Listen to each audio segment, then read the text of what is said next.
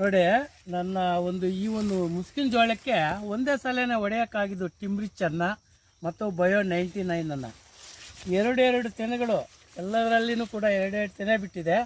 ಚೆನ್ನಾಗಿ ಆಗ್ತಾ ಇದೆ ನೋಡಿ, ಎಷ್ಟು ಚೆನ್ನಾಗಿ ಎರಡೆರಡು ತೆನೆ ಬಿಟ್ಟಿದೆ. ಎರಡು ತೆನೆ ಕೂಡ ಬಲವತ್ತವಾಗಿ ಚೆನ್ನಾಗಿದೆ.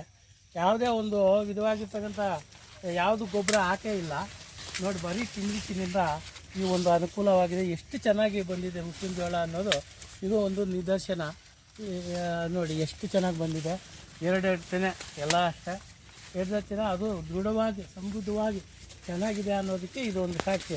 ಆದ್ದರಿಂದ ರೈತರೇ ದಯವಿಟ್ಟು ಒಂದು ಸಾಲನ್ನು ಬಿಟ್ಟು ಈ ಟಿಮ್ರಿಚನ್ನು ಹೊಡೀರಿ. ಆಮೇಲೆ ನಿಮ್ಮ ಫಲಿತಾಂಶವನ್ನು ನೋಡಿ ಆಮೇಲೆ ಇದನ್ನು ಕಂಟಿನ್ಯೂ ಮಾಡಿ.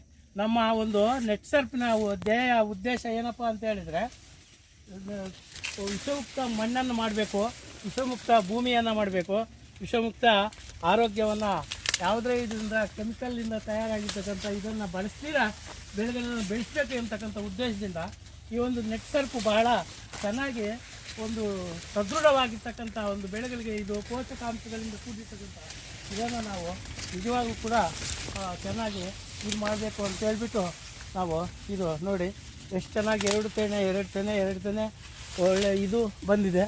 ಇದನ್ನು ದಯವಿಟ್ಟು ರೈತರು ನೋಡಿ ಇದನ್ನು ಮನಗಂಡು ಆ ಒಂದು ನೆಟ್ ಸರ್ಫನ್ನು ಉಪಯೋಗಿಸಿದ್ರೆ ಒಳ್ಳೆ ಬೆಳೆಗಳನ್ನು ನಾವು ತೆಗಿಬೋದು. ವಿಷಮುಕ್ತ ಬೆಳೆಯನ್ನು ನಾವು ತಿನ್ನೋದಕ್ಕೆ ಆಹಾರವನ್ನು ಉಪಯೋಗಿಸ್ಬೋದು ಅಂತ ಹೇಳ್ಬಿಟ್ಟು ಈ ಮೂಲಕ ತಮ್ಮ ಗಮನಕ್ಕೆ ತರ್ತಾ ಇದ್ದೀನಿ. ಹನುಮಂತ ರೆಡ್ಡಿ ಅಂತ ನನ್ನ ಹೆಸರು.